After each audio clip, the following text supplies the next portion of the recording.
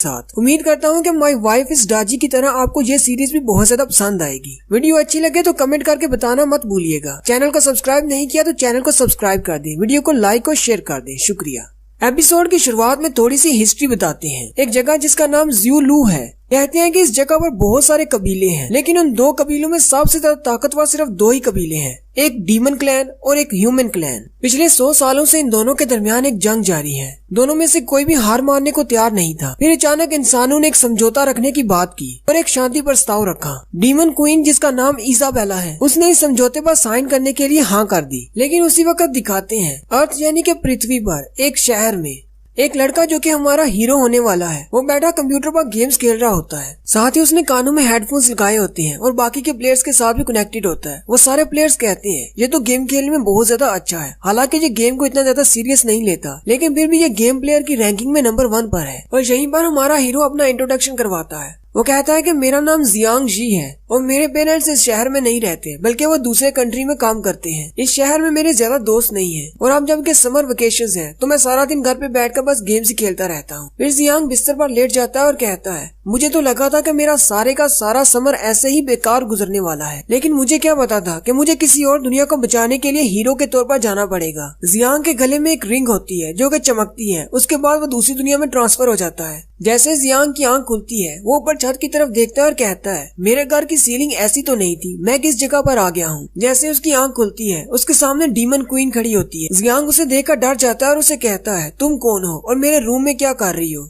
Demon queen उसे कहती है तुम तो बहुत बड़े उल्लू हो, ये तुम्हारा रूम नहीं है, जरा गौर से देखो। अपने इर्द गिर्द देखकर जियांग बहुत ज्यादा घबरा जाता है और कहता है क्या मैं बहुत ज्यादा वीडियो गेम्स खेलने की वजह से पागल हो गया हूँ जो मुझे ऐसी सारी चीजें दिखाई देने लग गई हैं। फिर वो अपने चेहरे पर थप्पड़ मारता है और कहता है नहीं, ये कोई वीडियो गेम या फिर कोई पागलपन का दौरा नहीं है, ये सब कुछ तो बहुत ज्यादा असली लग रहा है। वहीं पर सामने एक बूढ़ी जादूगरनी होती है, उसके साथ कुछ और डीमंस भी होते हैं जो कि डीमन क्वीन के साथी हैं। जियांग कहता है इन सब के कपड़े तो देखो, मुझे लगता है शायद मैं किसी और यूनिवर्स में आ गया हूँ। डीमन क्वीन उस बूढ़ी जादूगरनी से कहती है क्या आपको वाकई में लगता है कि भविष्यवाणी के मुताबिक यही वो लड़का है जिसे हमने यहाँ पर बुलाना था। बूढ़ी जादूगरनी डीमन क्वीन से कहती है उस पुरानी भविष्यवाणी के मुताबिक जिस भी लड़के के पास वो जादुई रिंग होगी जैसी कि क्वीन के पास है, वही लड़का हमें बचाने के लिए यहाँ पर आएगा। जियांग उनसे कहता है कि तुम लोग किस मैजिक रिंग की बात कर रहे हो, कहीं तुम इस रिंग की बात तो नहीं कर रहे जो मैंने अपने गले में पहनी हुई है। डीमन क्वीन उसे कहती है हाँ बिल्कुल, हम लोग इसी मैजिक रिंग की बात कर रहे हैं। उसी वक्त डीमन क्वीन उसे अपने हाथ में दिखाती है। उसने अपनी उंगली में वो मैजिक रिंग पहनी होती है। उन दोनों की रिंग सेम होती है। डीमन क्वीन आगे बढ़ती है और जियांग को गले से पकड़कर कहती है अगर तुम ही वो भविष्यवाणी वाले हीरो हो तो तुम्हारे अंदर से मुझे मैजिक की स्मेल क्यों नहीं आ रही। तुम्हारे पास तो जरा बराबर भी मैजिक नहीं है और इसके अलावा तुम ना तो कोई डीमन हो, तुम तो एक इंसान हो। जियांग उसे कहता है कि मुझे तुम्हारी किसी भी बात की समझ नहीं आ रही, ये वाली रिंग तो मैंने गली में एक ठेले वाले से खरीदी थी। डीमन क्वीन उसकी बात सुनकर हैरान हो जाती है और उसे कहती है क्या तुमने इस रिंग को खरीदा था। फिर वह जादूगरनी से कहती है कहीं हमारे समनिंग स्पेल के साथ कोई गड़बड़ तो नहीं हुई, हमने किसी गलत बंदे को बुला लिया है। डीमन क्वीन कहती है कि मैंने अपनी सारी एनर्जी जाया कर दी, वो भी सिर्फ इस इंसानी कचरे को बुलाने के लिए। बूढ़ी जादूगरनी डीमन क्वीन से कहती है नहीं, हमारा जादू बिल्कुल ठीक था, हमने सही बंदे को बुलाया है, यही हमारे डीमन क्लैन को इंसानों से बचाएगा। जियांग उनसे कहता है क्या तुम लोग मुझे भी समझाने की कोशिश करोगे यहाँ पर क्या हो रहा है और आखिर तुम लोग हो कौन। डीमन क्वीन जियांग से कहती है इंसानी कचरे, जरा गौर से मेरी बात सुनो। तुम इस वक्त डीमन क्लैन में हो और मैं डीमन क्वीन हूँ। मेरा नाम इजाबेला ओसा है। आज के दिन इंसानों और डीमंस के दरमियान पीस वाले मुआहदे पर साइन होने थे, लेकिन हमारी हाई कमांडर जो कि एक डीमन है, उसने इंसानों के साथ मिलकर हमें धोखा दिया। उसने मेरी बॉडी से मेरी मैजिक का एक बहुत बड़ा हिस्सा चोरी कर लिया है, पता नहीं किस मकसद के लिए, लेकिन ये बात तो साफ जाहिर है वो इंसानों के साथ मिल चुकी है। मेरे 4 लोगों ने मेरी जान बचाने के लिए अपनी जान दे दी और इस वक्त डीमन क्लैन बहुत ज्यादा मुश्किल में है। इंसान हम पर हावी हो चुके हैं, बहुत जल्दी वो महल में घुस आएंगे। मेरे पास अब ज्यादा सिपाही नहीं बचे जो मेरी हिफाजत कर सके, इसी वजह से हमें तुम्हें यहाँ पर बुलाना पड़ा है। जियांग उसकी बात सुनकर अपनी ही दुनिया में खो जाता है और कहता है मुझे लगता है शायद मुझे किसी दूसरी दुनिया में बुलाया गया है ताकि मैं एक हारती हुई हीरो की मदद कर सकूं, और अगर मैं बिल्कुल ठीक सोच रहा हूँ तो इसका मतलब मैं इस दुनिया का सेवियर हूँ, यानी कि मैं एक हीरो हूँ। और ये भी पॉसिबल है कि इस दुनिया को बचाने के बाद डीमन क्वीन के साथ मैं रोमांस कर सकूं। फिर जियांग डीमन क्वीन से कहता है मुझे लगता है शायद तुम्हें जाकर कहीं पहाड़ों में छुप जाना चाहिए। डीमन क्वीन जियांग से कहती है क्या तुम्हें लगता है वो इंसान मुझे ऐसे कहीं जाकर छुपने देंगे। वो लोग हमारा पीछा करते हुए महल तक पहुंच आए हैं, इसीलिए हम लोग अब पूरी तरह गिर चुके हैं। इस डीमन कासल के बाहर पूरी तरह से इंसानों ने कब्जा किया हुआ है। क्वीन के साथी जियांग से कहते हैं हमने एक दूसरी दुनिया के हीरो को इसीलिए बुलाया था ताकि वो क्वीन को बचा सके, लेकिन हमें क्या पता था कि वो एक इंसानी कचरा है जिसके पास जरा भी मैजिक नहीं। उसी वक्त क्वीन को अजीब सा महसूस होना शुरू हो जाता है। क्वीन कहती है, मुझे ऐसा महसूस हो रहा है जैसे मेरी पावर खत्म हो रही है। और इसी के साथ क्वीन एक जोरदार चीख मारती है और उसकी सारी की सारी एनर्जी उसकी बॉडी से निकल जाती है और क्वीन की बॉडी ट्रांसफॉर्म होकर एक इंसान की बॉडी बन जाती है। बूढ़ी जादूगरनी और जियांग सब लोग ये देखकर बहुत ज्यादा हैरान हो जाते हैं। डीमन क्वीन जब इंसानी बॉडी में आती है तो उसके कपड़े नहीं होते। जियांग के नाक से खून बहना शुरू हो जाता है और कहता है, ये अभी बहुत छोटे हैं लेकिन फिर भी बहुत ज्यादा क्यूट हैं।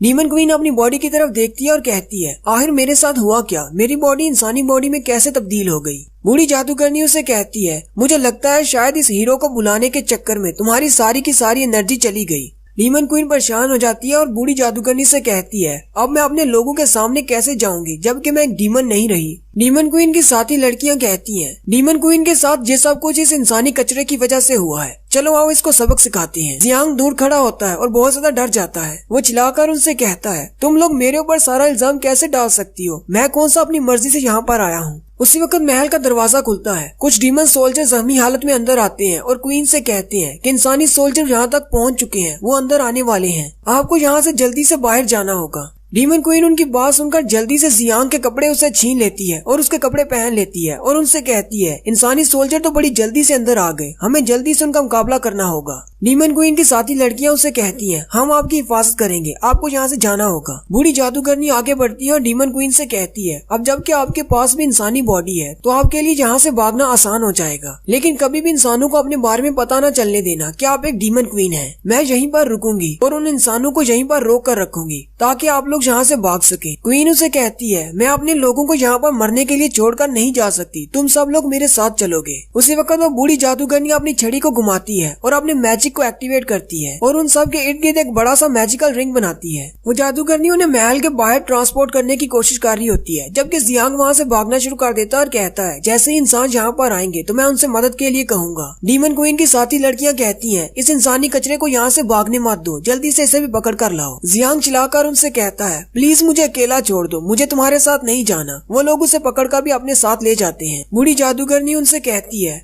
मैं डीमन किंग्स की 5 जनरेशन तक उनको सर्व करती रही हूँ, आज मुझे आखिरी मौका दें कि मैं अपनी क्वीन को बचा सकूं। और साथ ही वो अपने मैजिक से उनको ट्रांसपोर्ट कर देती है। उसी वक्त महल का दरवाजा तोड़कर इंसानी सोल्जर भी अंदर दाखिल हो जाते हैं। इंसानों की आर्मी को लीड करने वाले शख्स का नाम होता है टोरस एंगस, जो कि रीजेंट है। रीजेंट यानी कि किंग की जगह पर किंग का काम कर रहे हैं, क्योंकि किंग अभी छोटे हैं। किंग की उम्र कम होने की वजह से रीजेंट उसकी जगह पर सारे फैसले करते हैं। रीजेंट जादूगरनी से पूछते हैं, डीमन क्वीन कहाँ पर है? बूढ़ी जादूगरनी आगे से मुस्कुराना शुरू कर देती है। उसी वक्त डीमन क्वीन के महल के बाहर दिखाते हैं कि वो लोग वहाँ पर ट्रांसफर होते हैं, जो कि महल से ज्यादा दूर नहीं होता। क्वीन के साथी कहते हैं कि हम लोग अपने महल से ज्यादा दूर नहीं, वो देखो सामने हमारा महल है। इंसानी सोल्जर यहाँ आसपास ही होंगे, हमें जल्दी से यहाँ से निकलना होगा। क्वीन के साथी उसे कहते हैं, हमारे पास अपने मरे हुए साथियों पर रोने का वक्त नहीं है। क्वीन उसे कहती है, मैं इतनी कमजोर नहीं हूँ कि ऐसे वक्त पर रोना शुरू कर दूं, लेकिन मैं वादा करती हूँ कि अपने सारे सोल्जर्स की मौत का बदला लूंगी। फिर वो लोग वहाँ से आगे बढ़ते हैं, लेकिन उसी वक्त एक सोल्जर ऊपर से खड़ा उनको देख रहा होता है। वो बाकी के सोल्जर्स को बताता है। वो सारे सोल्जर्स वहाँ पर आ जाते हैं और कहते हैं, हमने बाकी के सारे डीमंस को भी ढूंढ लिया। और वो वहीं से तीर चलाते हैं, जो कि डीमन क्वीन की एक साथी को लगता है। जियांग से देखकर बहुत ज्यादा घबरा जाता है और उसे कहता है, तुम्हारी बॉडी से तो खून निकल रहा है। वो जख्मी लड़की उसे कहती है, इंसानों ने हमें ढूंढ लिया। उसी वक्त उन पर तीरों की बरसात होना शुरू हो जाती है। इंसान उन पर हमला कर देते हैं। डीमन क्वीन के साथ जो लड़कियां होती हैं, वो उसे कहती हैं, आप इस हीरो को लेकर यहाँ से चली जाएं, हम लोग इन इंसानों को यहीं पर रोक कर रखते हैं। दूर से इंसानी सोल्जर चीखते चिल्लाते हुए इनकी तरफ आ रहे होते हैं और कहते हैं, कैप्टन ने हमसे कहा है कि एक डीमन के सर के बदले में 20 यूनिट गोल्ड के मिलेंगे, तो देखते हैं कौन कितने से ज्यादा डीमंस के सर लेकर जाता है। वो डीमन लड़की जिसको तीर लगा होता है, वो जियांग से कहती है, इंसानी कचरे मेरी बात गौर से सुनो, वैसे तो तुम बिल्कुल बेकार हो, लेकिन हमारी क्वीन की हिफाजत करना। मुझसे वादा करो कि तुम मेरे क्वीन की हिफाजत करोगे, ये मेरी आखिरी रिक्वेस्ट है तुमसे। और यहीं पर हमारी फर्स्ट एपिसोड का एंड होता है। कमेंट करके जरूर बताइएगा कि आपको एक्सप्लेनेशन कैसी लगी। अगर चैनल को सब्सक्राइब नहीं किया तो चैनल को अभी सब्सक्राइब कर दें, वीडियो को लाइक और शेयर कर दें। शुक्रिया।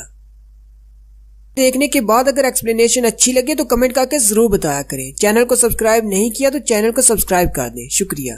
फर्स्ट एपिसोड के एंड में हमने देखा था कि बूढ़ी जादूगरनी उन सब को महल के बाहर ट्रांसपोर्ट कर देती है, लेकिन वो महल से ज्यादा दूर नहीं होते, इसलिए सोल्जर्स उनके पीछे आते हैं। वहीं पर एक डीमन लड़की को तीर लगता है। वो जियांग से कहती है, मुझसे वादा करो कि तुम मेरी क्वीन की हिफाजत करोगे, ये मेरी तुमसे आखिरी रिक्वेस्ट है। जियांग उससे कहता है, ठीक है, मैं उसकी हिफाजत करूंगा। जियांग आगे बढ़ता है और डीमन क्वीन का हाथ पकड़ लेता है और उससे कहता है, हमें यहाँ से जल्दी से जाना होगा। क्वीन गुस्से के साथ उसे कहती है, मेरा हाथ छोड़ो, मुझे अपने सोल्जर्स के साथ यहीं पर लड़ना है, मैं इन सब को मरने के लिए यहाँ पर नहीं छोड़ सकती। जियांग उसे कहता है, अगर तुम इनसे लड़ने के लिए रुक गई तो तुम भी मर जाओगी, क्योंकि तुम्हारे पास तुम्हारी पावर्स नहीं है, जल्दी से मेरे साथ भागो। क्वीन फिर से चिल्लाकर उसे कहती है, मैं मरना पसंद करूंगी बजाय इसके कि अपने सोल्जर्स को मरने के लिए यहाँ पर छोड़कर खुद भाग जाऊं। इस बार जियांग चिल्लाकर उसे कहता है कि तुम्हारी अकल घास चरने के लिए गई है, वो सब लोग तुम्हारे लिए अपनी जान दे रहे हैं, अगर तुम भी जाकर वहाँ मर जाओगी तो उन सब के जान देने का क्या फायदा। अगर तुम जिंदा रहती हो तो तुम इन इंसानों से उनकी मौत का बदला ले सकती हो, लेकिन अगर तुम भी यहाँ पर मरना चाहती हो तो फिर उन सब के सैक्रिफाइसेस का क्या फायदा। जियांग की ये बात सुनकर क्वीन थोड़ी सी शांत हो जाती है और उसके साथ चलने पर राजी हो जाती है। वो रोती हुई आंखों के साथ पीछे की तरफ देखती है तो इंसानी सोल्जर उसके साथियों पर तलवारों के वार कर रहे होते हैं और कह रहे होते हैं, इस डीमन का सर मेरा है। वो सोल्जर्स बिल्कुल जंगलियों की तरह लड़ रहे होते हैं। एक सोल्जर दूसरे से कहता है, हम लोग इसे वैसे भी तो मारने वाले हैं, क्यों ना इसके साथ पहले थोड़ा सा मजा कर लिया जाए। डीमन क्वीन ये देखकर रोना शुरू कर देती है और फिर जियांग के साथ आगे चल पड़ती है। वो भी थोड़ा से ही आगे जाते हैं तो 3 और सोल्जर्स निकलते हैं और इन दोनों को घेर लेते हैं। उन तीनों में से एक सोल्जर कहता है, मुझे ये देखने में इंसान लग रहे हैं,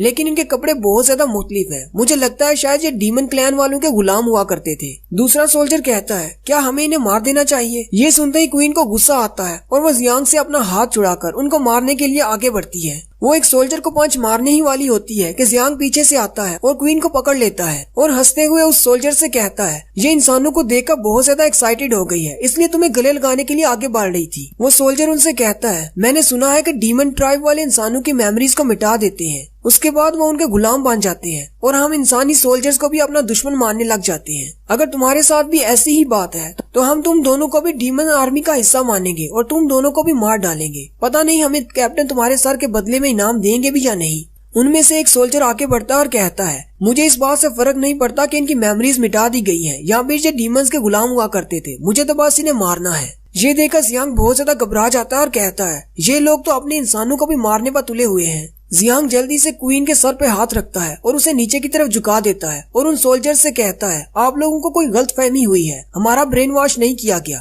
असल में ये लड़की जब छोटी सी थी तब डीमंस ने पकड़ कर लाए थे और इसके साथ हमेशा ज्यादती करते रहे हैं, इसलिए ये बहुत ज्यादा डिस्टर्ब हो चुकी है और इसकी मेंटल हालत बिल्कुल भी ठीक नहीं। डीमन क्लैन वालों ने हम दोनों के साथ बहुत ज्यादा ज्यादती की है, इसलिए हमें जाने दें। क्वीन गुस्से के साथ जियांग को कहती है, तुमने डीमंस की क्वीन को इंसानों के सामने झुका दिया, तुम्हारी हिम्मत कैसे हुई ऐसा करने की, मैं तुम्हें एक दिन जरूर मार डालूंगी। जियांग उसे कहता है कि अपनी बकवास बंद करो, तुम यहाँ पर कोई डीमन क्वीन नहीं हो, तुम्हारे पास इतनी पावर नहीं कि तुम मुझसे भी लड़ सको, इसलिए चुपचाप यहाँ पर बैठी रहो ताकि हमारी जान बच सके। अगर तुम जिंदा रहोगी तो इन सब को मार पाओगी। जियांग फिर से हंसते हुए सोल्जर से कहता है, आप लोगों ने देखा ना, ये बिल्कुल पागल हो चुकी है, इसे लगता है कि ये क्वीन है। वो सोल्जर उनकी बात नहीं सुनता और कहता है, मुझे इस बात से फर्क नहीं पड़ता कि तुम्हारे साथ कितनी ज्यादती हुई है, मुझे तो बस ये जानने में दिलचस्पी है कि तुम दोनों का सर काट कर वापस ले जाने पर मुझे इनाम मिलेगा या नहीं। दूसरा सोल्जर उससे कहता है, लेकिन हम लोग यहाँ पर 3 हैं और ये सिर्फ 2 हैं, इनाम हम लोग आपस में कैसे बांटेंगे। तीसरा सोल्जर उसे कहता है, तो क्यों ना हम लोग ऐसा करें कि जो भी इन दोनों को पहले मारेगा इनाम सारा उसका होगा। जियांग अभी भी उन सोल्जर से कह रहा होता है, प्लीज हमें जाने दे। वो सोल्जर आगे बढ़ता है और अपनी तलवार का वार करने वाला होता है। उसी वक्त घोड़े पर एक और सोल्जर आता है जो कि दूसरी यूनिट से होता है। वो उनसे कहता है, वहीं पर रुक जाओ। वो सोल्जर उसे देखकर बहुत ज्यादा हैरान हो जाते हैं और कहते हैं, अगर इसने हमें यहाँ पर देख लिया तो हम लोग मुश्किल में पड़ जाएंगे। लेकिन जैसे ही वो सोल्जर उनके करीब आता है वो कहते हैं, ये तो हमारी स्क्वाड का नहीं है, ये तो किसी दूसरी यूनिट से है। उस सोल्जर ने व्हाइट रंग की ड्रेस पहनी होती है, यानी वो व्हाइट ड्रैगन स्क्वाड से होता है, जबकि दूसरे लोग रेड ड्रैगन यूनिट से होते हैं। वो सारे सोल्जर उससे कहते हैं, हम लोग यहाँ पर इन डीमंस को मारने के लिए आए हैं, जबकि तुम लोग व्हाइट ड्रैगन यूनिट वाले हमारी मदद के लिए आए हो, इसलिए इस सब से दूर रहो। वो घोड़े वाला सोल्जर व्हाइट ड्रैगन यूनिट का कैप्टन होता है। वो उन सोल्जर से कहता है, मैंने तुम लोगों की सारी बातें सुन ली हैं, जो भी अभी तुमने कहा, जल्दी से यहाँ से दफा हो जाओ और अपने लीडर को जाकर ढूंढो। मैं तुम्हारे लीडर को इस बारे में कुछ भी नहीं बताऊंगा। सोल्जर उसे कहता है, लेकिन तुम तो व्हाइट ड्रैगन यूनिट से हो और तुम्हारे पास इतनी ज्यादा अथॉरिटी नहीं है। कैप्टन उसे कहता है, लेकिन मैं अपनी यूनिट का कैप्टन हूँ, इसका मतलब तुम्हारे जैसे सोल्जर्स को मेरी बात मानना होगी, इसलिए जल्दी से यहाँ से दफा हो जाओ। वो सोल्जर बहुत ज्यादा डर जाता है और कहता है, अच्छा ठीक है, मैं तुम्हारी बात समझ गया, हम लोग यहाँ से जा रहे हैं। वो तीनों सोल्जर वहाँ से भाग जाते हैं। जियांग कहता है छोटे सोल्जर तो यहाँ से चले गए, लेकिन सबसे स्ट्रॉन्ग कैप्टन यहाँ पर रह गया, ये तो उससे भी ज्यादा बुरा है। कैप्टन अपने घोड़े से नीचे उतर आता है और आते ही उनसे कहता है मेरा नाम सोफी सास है और मैं व्हाइट ड्रैगन यूनिट का कैप्टन हूँ। सोफी सास उनसे पूछता है तुम दोनों को डीमन क्लैन वालों ने कब पकड़कर अपना गुलाम बनाया था? जियांग उसे हंसते हुए कहता है कैप्टन आपने तो टाइम पर आकर हमारी जान बचा ली, अगर आप थोड़ा सा लेट हो जाते तो वो सोल्जर हमें मार देते। कैप्टन अपनी तलवार उसके सामने करता है और उसे कहता है मैंने तुमसे जो पूछा है उसका जवाब दो। जियांग बहुत ज्यादा डर जाता है। क्वीन चिल्लाकर सोफी सास से कहती है अगर तुम हमें मारना चाहती हो तो यहीं पर मार डालो, इस तरह बार बार आकर डराने धमकाने की क्या जरूरत है। जबकि जियांग उसकी बात सुनकर चिल्लाना शुरू कर देता है और कहता है ये अपना मुंह थोड़ी देर के लिए बंद क्यों नहीं रख सकती। जियांग सोफी सास से कहता है मुझे लगता है कि शायद मैं 5-6 साल का था जब इन्होंने मुझे पकड़ा था। सोफी सास जियांग से पूछता है डीमन ट्राइब में वो तुमसे कौन सा काम करवाते थे? जियांग कहता है मैंने तो अपनी सारी जिंदगी में सिर्फ गेम्स खेलने के अलावा और कोई काम ही नहीं किया, अब मैं इससे क्या बताऊं। जियांग उसे कहता है डीमन क्लैन में मैं उनका खाना पकाने में मदद किया करता था और ये लड़की मेरी बीवी है और इसको भी डीमन ट्राइब वालों ने गुलाम के तौर पर पकड़ा था। सोफी सास उसे कहता है अगर ऐसी बात है तो फिर तुम्हारे कपड़े कहाँ पर हैं? तुम नंगे क्यों घूम रहे हो? उसकी बात सुनकर जियांग घबरा जाता है और कहता है अब मैं क्या कहूँ कि इस क्वीन ने मेरे कपड़े छीन लिए, अब मैं ये तो उससे नहीं कह सकता। उसी वक्त कैप्टन आगे बढ़ता है और अपना रोब उतारकर उसको पहना देता है और साथ ही जियांग से कहता है मुझे लगता है शायद उन डीमंस ने तुम्हारे कपड़े छीन लिए होंगे जब तुमने वहाँ से भागने की कोशिश की होगी। जियांग शर्माते हुए कहता है ये तो बहुत ही ज्यादा क्यूट है और बहुत ही अच्छा है। सोफी सास उन दोनों से कहता है तुम लोगों ने बहुत देर तक गुलामी सह ली, अब मेरे साथ आओ, मैं तुम्हें घर ले चलता हूँ। क्वीन कहती है कौन से घर? तुम मुझे कहाँ पर लेकर जाना चाहते हो? जियांग उसके मुंह पर हाथ रख लेता है और उसे कहता है क्या थोड़ी देर के लिए अपना मुंह बंद नहीं रख सकती? उसी वक्त एक और सोल्जर आता है और कैप्टन से कहता है रेड और ब्लैक ड्रैगन यूनिट्स दोनों वापस जा रही है, हमें भी बताएं हमें क्या करना है। सोफी सास से कहता है तो इसका मतलब हम लेट हो गए। उसके पीछे क्वीन जियांग के बाजू पर बाइट करती है और उसे कहती है दोबारा तुमने ऐसी कोई हरकत करने की कोशिश की तो मैं तुम्हें सबसे पहले मार दूंगी। जियांग उसे कहता है मैं ये सब कुछ तुम्हारी जान बचाने के लिए कर रहा हूँ, हमें इनकी बात मानना होगी ताकि तुम्हें जिंदा रखा जा सके और प्लीज तुम इनके सामने अपनी आइडेंटिटी को जाहिर मत होने दो। क्वीन उसे कहती है मैं इसके साथ इंसानों के ट्राइब में नहीं जाने वाली, अगर मैं वहाँ पर चली गई तो ये लोग मुझे कभी वापस नहीं आने देंगे। जियांग उसे कहता है अगर तुम यहाँ पर मर गई तो तुम फिर कहीं पर भी नहीं जा पाओगी, इसलिए चुपचाप मेरे साथ इंसानों के ट्राइब में चलो। कैप्टन उस सोल्जर से कहता है अगर मेरा वहाँ पर और कोई काम नहीं रहा तो सारी यूनिट के सोल्जर को जाकर बता दो कि वापस चलते हैं। सोफी सास उन दोनों से भी कहता है चलो वापस चलें। नेक्स्ट सीन में वो अपने बड़े कासल के बाहर पहुँच जाते हैं। जियांग से देखकर बहुत ज्यादा हैरान हो जाता है और कहता है क्या इंसान जहाँ पर रहते हैं इसकी दीवारें तो बहुत बड़ी हैं। जियांग और क्वीन एक ही घोड़े पर बैठे होते हैं। क्वीन उससे कहती है क्या तुम्हें मुझे इतना टाइटली पकड़ना जरूरी है? जियांग उसे कहता है मैं इससे पहले कभी घोड़े पर नहीं बैठा इसलिए मुझे डर लग रहा है। और यहीं पर वो इंसानों की बस्ती के बारे में बताते हैं कि इंसानों की बस्ती एक बहुत ही अच्छी जगह है जहाँ पर चारों सीजन में रहा जा सकता है। एक ऐसी लोकेशन है जहाँ पर सर्दी गर्मी से कोई फर्क नहीं पड़ता। इसकी दीवारें इतनी ऊंची बनाई गई हैं कि कोई भी डीमन अंदर दाखिल नहीं हो सकता। इसके अलावा दीवारों के अंदर हाई पावर कैनन्स लगाई गई हैं। कुछ हाई लेवल के जादूगर जो कि इन दीवारों के बाहर पहरा देते हैं, फिर दरवाजे खुल जाते हैं और सारे सोल्जर्स अंदर चले जाते हैं। जियांग आसपास के लोगों को देखकर कहता है यहाँ के लोगों के ड्रेसेस तो बहुत ज्यादा मुख्तलिफ हैं और इसके अलावा जब ये सोल्जर्स को देखते हैं तो ये नीचे झुकते हैं, इसका मतलब ये अपने सोल्जर्स की रिस्पेक्ट करते हैं। जियांग ने सोफी सास को अपना नाम जियांग जबकि क्वीन का नाम जी भी बताया होता है। सोफी सास उन दोनों को पुकारता है और कहता है तुम दोनों के नाम तो बहुत ज्यादा अजीब है, क्या डीमंस ने तुम्हारे नाम चेंज किए हैं? क्या तुम दोनों को अपने असली नाम याद है? जियांग उसे कहता है नहीं, डीमंस के हाथों पकड़े जाने से पहले की मेमोरीज मुझे याद नहीं। सोफी सास उसे कहता है क्या तुम्हें अपनी फैमिली के बारे में याद है? वो लोग कहाँ पर रहते हैं? उसी वक्त सोल्जर कैप्टन से कहता है कैप्टन सामने देखे, रीजेंट का बेटा आ रहा है। रीजेंट के बेटे का नाम टोल्स बुरी होता है। वो सामने खड़ा हंस रहा होता है। कैप्टन अपने सोल्जर से कहते हैं सभी सोल्जर्स घोड़ों से नीचे उतर जाओ और रॉयल पैलेस की तरफ वापस चले जाओ। जियांग पूछता है ये लड़का कौन है जिसने हमारा रास्ता रोक लिया? क्वीन उसे कहती है इसके कपड़े देखकर तो लगता है ये रॉयल फैमिली का हिस्सा है। जियांग उसे कहता है रॉयल फैमिली? शक्ल से तो ये सिर्फ उल्लू का पट्टा लगता है। पास खड़ा सोल्जर उन्हें कहता है इस तरह की बातें मत करो, अगर उसने सुन लिया तो मुश्किल हो जाएगी, ये यहाँ के रीजेंट का बड़ा बेटा है। जियांग उस सोल्जर से कहता है तुम्हारे कहने का मतलब है ये इस कैप्टन से भी ज्यादा पावरफुल है, उसके पास इससे ज्यादा अथॉरिटी है। सोल्जर उसे कहता है हाँ, कभी भी इन दोनों को कंपेयर करने की कोशिश मत करना, अगर तुम्हें किसी ने ऐसा करते हुए देख लिया तो तुम्हें बहुत बड़ी सजा दी जाएगी क्योंकि ये रीजेंट का बेटा है। रीजेंट यहाँ के किंग के तौर पर काम कर रहा है, क्योंकि हमारे किंग अभी बहुत छोटे हैं और वो खुद फैसले नहीं कर सकते, तो उसकी जगह पर हमने एक रीजेंट रखा है जो कि इस लड़के के पापा हैं। और इस इंसानों की बस्ती में सबसे ज्यादा पावर रीजेंट के पास है, सबसे ज्यादा सोल्जर्स भी उसी के पास है। क्वीन ये सुनकर कहती है, अब ये इतना भी ज्यादा स्ट्रॉन्ग नहीं, अगर मेरे पास मेरी मैजिकल पावर्स होती तो मैं इसे एक चुटकी बजाकर ही मार डालती। वो सोल्जर उनसे कहता है, अपनी बीवी को कहो खामोश रहे, अगर किसी ने सुन लिया तो तुम दोनों मारे जाओगे। जियांग उसे कहता है कि तुम टेंशन ना लो, अगर दोबारा इसने इस तरह की कोई बात की तो मैं इसके सर में एक थप्पड़ लगाऊंगा। और यहीं पर हमारी सेकंड एपिसोड का एंड होता है। एक्सप्लेनेशन अच्छी लगी हो तो कमेंट करके जरूर बताएं, चैनल को सब्सक्राइब कर दें, वीडियो को लाइक और शेयर कर दें। शुक्रिया। हेलो गाइस, कैसे हैं आप सब लोग। मैं हूं आपका दोस्त अरसलान और आप देख रहे हैं मेरा चैनल पिक फ्लिक्स। हाजिर हूं मैं डीमन वाइफ की चौथी एपिसोड के साथ। तीसरी एपिसोड के एंड पे हमने देखा था कि जियांग सोफी सास के साथ नहाने के लिए बैठ जाता है। जियांग सोफी सास के बॉडी पर बहुत सारे निशान देकर कहता है, मुझे लगता है ये सारे निशान इसे जंग के दौरान मिले हैं। सोफी सास जियांग से पूछता है, क्या तुम्हें इस जगह की आदत हुई या नहीं। ये बात सुनते ही जियांग और भी ज्यादा घबरा जाता है और शर्माते हुए कहता है, अब ये इसने कैसी बात कर दी। वो सोफी सास से कहता है, ठीक है, मैं यहाँ पर बिल्कुल ठीक हूँ। सोफी सास उसे कहता है, अच्छा तो फिर ठीक है, कल मैं अपने सोल्जर्स को भेज दूंगा ताकि तुम्हारी फैमिलीज को ढूंढ सके। ये बात सुनकर जियांग हैरान हो जाता है और कैप्टन से कहता है, क्या तुम वाकई में हमारी फैमिली को ढूंढने में हमारी मदद करोगे। सोफी सास उसे कहता है, हाँ मैं तुम लोगों की मदद करना चाहता हूँ, लेकिन तुम लोगों ने जो इन्फॉर्मेशन मुझे दी है वो बहुत ही कम है। पता नहीं मेरे लोग तुम्हारी फैमिली को ढूंढ भी पाएंगे या नहीं। क्या तुम्हें अपनी फैमिली के बारे में और कुछ याद नहीं है। जियांग उसे कहता है, नहीं मुझे कुछ भी याद नहीं। जियांग सोचता है, कहीं ये मेरी मदद करने के बहाने मुझसे बातें निकलवाने के चक्कर में तो नहीं है। साथ ही सोफी सास उसे कहता है, मेरा भी एक छोटा भाई था जो कि बिल्कुल तुम्हारी उम्र का था।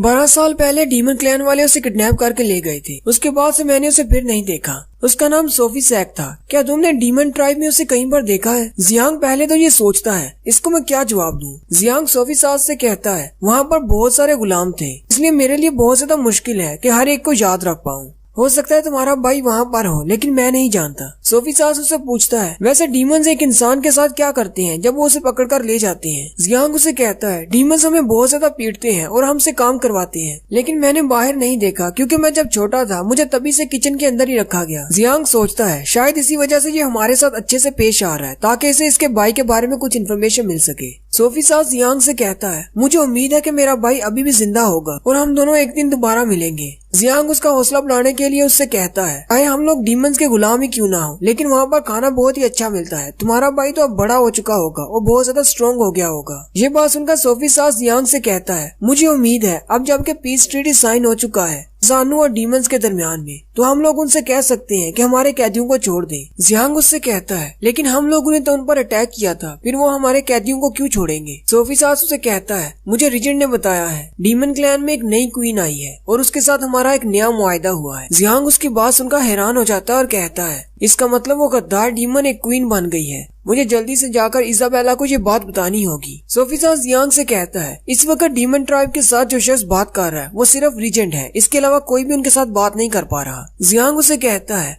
अब क्योंकि तुम्हारे पापा रीजेंट के खिलाफ है, इसलिए रीजेंट तुम्हारी मदद नहीं करेंगे तुम्हारे भाई को वहाँ से ढूंढने में, लेकिन मुझे उम्मीद है कि तुम एक दिन अपने भाई के साथ दोबारा जरूर मिलोगे। सोफी सास खड़ा हो जाता है और जियांग से कहता है, तुम्हारा बहुत बहुत शुक्रिया मेरी हौसला अफजाई करने के लिए, इसलिए तुम्हें अब से मुझे टीम लीडर या फिर कैप्टन कहने की जरूरत नहीं, मुझे सोफी सास कहा करो। फिर जियांग वहाँ से नहाकर बाहर आ जाता है। हेलिना उसे उसके रूम की तरफ ले जा रही होती है। जियांग कहता है, इजाबेला बिल्कुल ठीक थी, इसके पास तो बहुत बड़ा कुछ है जो वो छिपा रहा है। हेलेना जियांग को कहती है, ये आपका कमरा है, आप अंदर चले जाएं। जियांग हेलिना का शुक्रिया अदा करता है और अंदर चला जाता है। अंदर जाते हुए भी वो हेलिना को देख रहा होता है, शर्माते हुए कहता है, काश ये लड़की मेरी गर्लफ्रेंड बन जाए, ये तो बहुत ज्यादा क्यूट है। जियांग जैसे ही अंदर दाखिल होता है, इसाबेला कपड़े पहन रही होती है। जियांग की नाक से खून बहना शुरू हो जाता है और उसे कहता है, तुम मेरे रूम में क्या कर रही हो। इसाबेला आगे बढ़ती है और दरवाजे को बंद करते हुए उसे कहती है, तुम तो बिल्कुल बेवकूफ हो, मेरे असली नाम के साथ मुझे मत पुकारो, हम दोनों पर नजर रखी जा रही है। जियांग उसे कहता है, ऐसी बात नहीं है, अभी मैं कैप्टन के साथ बहुत ही अच्छी गुफ्तगू करके आया हूँ, मुझे तो नहीं लगा कि वो मुझसे कोई पूछताछ कर रहे थे। इसाबेला उसे कहती है, मैं उस मेड हेलिना के बारे में बात कर रही हूँ, तुमने नहीं देखा वो हम पर नजर रख रही है। क्योंकि हम दोनों डीमन ट्राइब के गुलाम हैं, इसलिए वो हम लोगों पर मुकम्मल तौर पर भरोसा नहीं कर सकते। जियांग इजाबेला से कहता है, लेकिन उन लोगों ने हम दोनों को एक ही कमरे में क्यों रखा है? क्वीन उसे कहती है, ये सारी तुम्हारी गलती है। तुम कैप्टन को बार बार कह रहे थे कि हम दोनों शादीशुदा हैं, इसी वजह से उन्होंने हमें एक ही कमरे में रखा है। जियांग उससे कहता है, तुम्हें क्या लगता है हेलिना हम दोनों को चेक कर रही है कि क्या हम दोनों वाकई में शादीशुदा हैं भी या नहीं? क्वीन उसे कहती है, हाँ बिल्कुल ऐसी ही बात है। अगर उन्हें पता चल गया कि हम लोगों ने उनसे जरा सा भी झूठ बोला है तो वो हमारी किसी भी बात पर यकीन नहीं करेंगे। और मुझे तो लगता है अभी भी दरवाजे के बाहर कोई हमारी बातें सुन रहा है। उसी वक्त दिखाते हैं कि दरवाजे के बाहर हेलिना कान लगाकर उनकी बातें सुन रही होती है। वो दोनों अपना ड्रामा शुरू करते हैं और अंदर से चीखना चिल्लाना शुरू कर देते हैं, जबकि हेलिना उनका ये शोर सुनकर शर्माते हुए वहाँ से चली जाती है। क्वीन जियांग से कहती है, मुझे लगता है हेलिना चली गई। जियांग अभी भी शर्माते हुए वही सारी बातें कर रहा होता है। क्वीन गुस्से के साथ उसकी तरफ देखती है और उसे कहती है, दोबारा तुमने इस तरह की कोई हरकत की तो मैं तुम्हें मार डालूंगी। जियांग उसे कहता है, अगर तुम इससे ज्यादा खुश नहीं हुई तो हम दोनों ड्रामा बंद करके हकीकत में ये सब कुछ कर सकते हैं। ये बात सुनते ही क्वीन को गुस्सा आ जाता है और वो उसे जोरदार पंच मारती है और फिर जियांग से कहती है, तुम आज रात जमीन पर सोओगे, बेड पर मैं सोने वाली हूँ। और साथ ही उसे कहती है, रात को सोने के बाद अगर तुमने उठकर मेरे साथ कोई ऐसी वैसी हरकत करने की कोशिश की तो मैं तुमसे वादा करती हूँ मैं इस दुनिया से तुम्हारा नामो निशान मिटा दूंगी। जियांग उसे कहता है, तुम्हें मैं कोई ऐसा वैसा लड़का नजर आता हूँ? मैं तुम्हारे साथ कुछ भी ऐसा नहीं करूंगा, तुम चुपचाप सो जाओ। जियांग इजाबेला से पूछता है, तुमने मुझे इस दुनिया में बुलाया था, क्या तुम मुझे इस दुनिया से वापस भेज सकती हो? क्वीन उसे कहती है, नहीं, मुझे इस बारे में कुछ भी नहीं पता। हालांकि हमारी बूढ़ी जादूगरनी को भी नहीं पता कि तुम्हें वापस कैसे भेजना है। जियांग उसकी बात सुनने के बाद थोड़ी देर सोचने के बाद उसे कहता है, मुझे अपनी रिंग दो, मुझे लगता है शायद मैं तुम्हारी रिंग की मदद से वापस जा सकता हूँ। इजाबेला उसे अपनी रिंग उतार कर दे देती है। जियांग अपनी रिंग भी उतार लेता है और उन दोनों को जमीन पर रख कर बैठ जाता है और कहता है, अगर ये रिंग मुझे यहाँ पर ला सकती है तो यही रिंग मुझे वापस भी लेकर जाएगी। जियांग उन दोनों रिंग्स को अपने सामने रखकर अपने हाथ जोड़ता है और उसे कहता है, प्लीज मुझे वापस भेज दो, प्लीज मुझे वापस भेज दो। वो 10 मिनट तक ऐसे ही करता रहता है लेकिन कुछ भी नहीं होता। फिर वो चिल्लाना शुरू कर देता है और कहता है, ये काम क्यों नहीं कर रहा, मुझे वापस जाना है। साथ ही वो क्वीन से पूछता है, कहीं तुम्हारी इस बूढ़ी जादूगरनी ने मुझ पर कोई श्राप तो नहीं दे दिया जब मैं यहाँ पर आया था? क्वीन उसे कहती है, जिस जादू से तुम्हें यहाँ पर बुलाया गया था वो बहुत ही पुराना है और हमारी जादूगरनी को भी वो पढ़ना नहीं आता। हमारे डीमन ट्राइब में कुछ बूढ़े लोग हैं जो उसे पढ़ सकते हैं। ये सुनकर जियांग और भी ज्यादा परेशान हो जाता है और कहता है, इसका मतलब मेरे घर जाने का रास्ता डीमन ट्राइब से होकर जाता है, क्योंकि अगर मुझे वापस घर जाना है तो मुझे डीमन ट्राइब जाना होगा और बूढ़े लोगों से जाकर उस मैजिक के बारे में पूछना होगा। जियांग उसे कहता है, अच्छा ठीक है, अपनी रिंग वापस ले लो। लेकिन क्वीन सो चुकी होती है। जियांग उसकी तरफ देखता है और कहता है, ये तो बहुत ज्यादा क्यूट है, वैसे तो ये बहुत ज्यादा गुस्से वाली है लेकिन सोते हुए बहुत ज्यादा प्यारी लग रही है। उसी वक्त दिखाते हैं सोफी सास अपने कमरे की खिड़की खोलकर खड़ा होता है। हेलिना उसके पास आती है। सोफी सास उसे कहता है, क्या तुम उन पर नजर रख रही थी? हेलिना उसे कहती है, जी मास्टर, मैं उन पर नजर रख रही थी क्योंकि वो डीमन ट्राइब से आए हैं, हम लोग उन पर भरोसा नहीं कर सकते। सोफी सास आगे बढ़ता है और उसकी कमर पर हाथ रखते हुए से कहता है, अगली बार मेरे पूछे बिना ऐसा कुछ भी मत करना। हेलिना शर्माते हुए सोफी सास से कहती है, लेकिन मुझे समझ नहीं आ रही मास्टर, आप इन लोगों को घर पे क्यों लेकर आए हैं? सोफी सास हेलिना से कहता है, मैंने जब उस लड़के को पहली बार देखा तो मुझे अपने भाई की याद आ गई, इसलिए मैं उन दोनों को अपने साथ घर ले आया। मुझे लगा शायद ये मेरा भाई सोफी सैक हो सकता है। और ये बातें करते हुए सोफी सास हंस रहा होता है। हेलिना उसके चेहरे पर हाथ रखती है और उसे कहती है, मैंने अपने मास्टर को काफी अरसे के बाद स्माइल करते हुए देखा है। सोफी सास हेलिना से कहता है, क्या तुम भी मेरी वजह से खुश हो? हेलिना उसे कहती है, हाँ, मैं आपके लिए बहुत ज्यादा खुश हूँ। साथ ही सोफी सास उसे बेड पर धक्का देता है और उसे कहता है, आज रात तुम मेरे साथ ही रुक जाओ, यहाँ से मत जाओ। और उसके बाद जो होता है वो आप पिक्चर में देख ले। अगली सुबह जियांग जब उठता है तो अपने आसपास देखता है। इजाबेला बिस्तर पर नहीं होती। वो जैसे ही दरवाजा खोलता है बाहर हेलिना खड़ी होती है। हेलिना जियांग को गुड मॉर्निंग बोलती है। उसके हाथ में कपड़े होते हैं। वो जियांग को देते हुए कहती है, मास्टर सोफी सास ने स्पेशली आपके लिए भेजे हैं, ये कपड़े आप पहन ले। जियांग वो कपड़े पहन लेता है। जियांग हेलिना से पूछता है, क्या तुम जानती हो मेरी बीवी कहाँ पर गई है? हेलिना उसे बताती है, वो मास्टर के साथ बाहर गार्डन में ट्रेनिंग कर रही है। फिर वो दोनों भी बाहर आ जाते हैं। जियांग उनका गार्डन देखकर बहुत ज्यादा हैरान हो जाता है और कहता है, ये गार्डन तो बहुत ज्यादा बड़ा है, अगर हेलिना मेरे साथ ना होती तो मैं तो यहाँ पर रास्ता भूल जाता।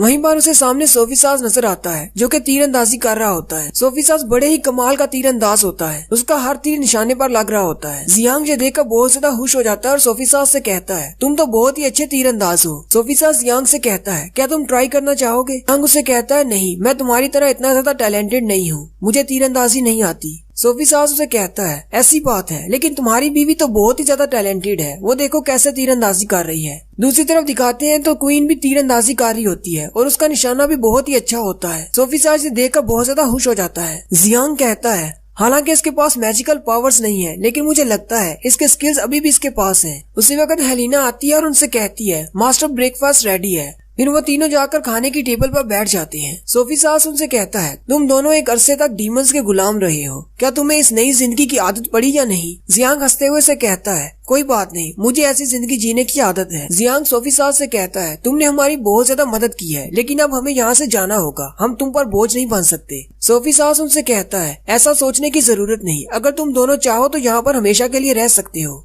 और मैंने हलीना को तुम दोनों के लिए साइन कर दिया है। ये तुम दोनों का ख्याल रखेगी और तुम दोनों को ये भी सीखने में मदद करेगी कि इंसानों के साथ कैसे रहते हैं। जियांग सोचता है कहीं ये ऐसा तो नहीं सोच रहा कि हम दोनों को हमेशा के लिए यहीं इसी घर में रखे। क्वीन सोफी सास से कहती है हम दोनों अपनी नई जिंदगी खुद से गुजारना चाहते हैं, इसलिए हम तुम्हारे लिए और ज्यादा मसला पैदा नहीं करेंगे, हम लोग यहाँ से जाना चाहते हैं। और यहीं पर हमारी एपिसोड 4 का एंड होता है। एक्सप्लेनेशन अच्छी लगी हो तो कमेंट करके जरूर बताएं। चैनल को सब्सक्राइब कर दें, वीडियो को लाइक और शेयर कर दें। शुक्रिया।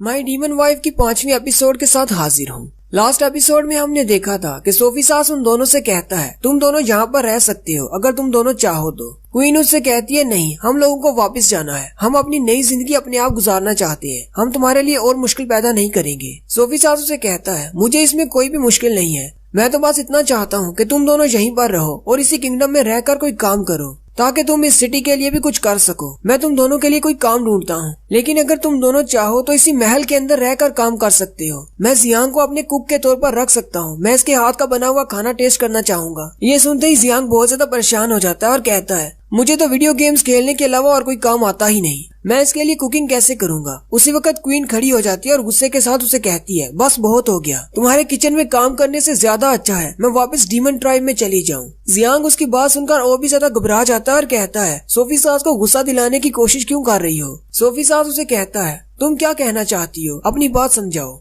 क्वीन सोफी सास से कहती है जब मैं डीमन ट्राइब में थी तो वहाँ पर मैंने बहुत सारे किस्से सुने थे कि इंसान यहाँ पर कैसे रहते हैं। कहानियाँ कहती हैं कि इंसान बहुत ज्यादा कमजोर हुआ करते थे और वो डीमन से बहुत ज्यादा डरते थे। अपने इसी डर की वजह से उन्होंने ड्रैगन्स को ढूंढना शुरू किया ताकि वो उनकी हिफाजत कर सके। फिर उन्होंने ड्रैगन्स को ढूंढ लिया, उन ड्रैगन्स ने इंसानों को बस्तियां बनाना सिखाया और साथ में इंसानों को मैजिक भी सिखाया ताकि वो डीमंस के खिलाफ उनको इस्तेमाल कर सके। और इसी के नतीजे में आज तुम सब लोग अपनी यूनिट पर ड्रैगन का लफ्ज इस्तेमाल करते हो, जैसे व्हाइट ड्रैगन, ब्लैक ड्रैगन। इंसानों के किंग के पास 7 किस्म की आर्मीज हैं और सातों के झंडे पर जो ड्रैगन का कलर है वो मुख्तलिफ है। उनमें से 2 सबसे ज्यादा पावरफुल आर्मी यूनिट्स हैं जो कि ब्लैक ड्रैगन और रेड ड्रैगन है। क्वीन उसे कहती है मेरी सारी बात करने का मकसद ये था अगर किसी इंसान को पैसे कमाने हैं काम करने की बजाय आर्मी ज्वाइन कर लेता है, लेकिन आर्मी ज्वाइन करने के लिए भी 2 रास्ते हैं। पहला आपको ट्रेनिंग करना पड़ती है और अपने आप को साबित करना पड़ता है कि आप आर्मी ज्वाइन करने लायक हैं भी या नहीं, और दूसरा रास्ता ये है कि आपके पास एक डिप्लोमा होना चाहिए जो कि यहाँ के एक स्कूल से दिया जाता है।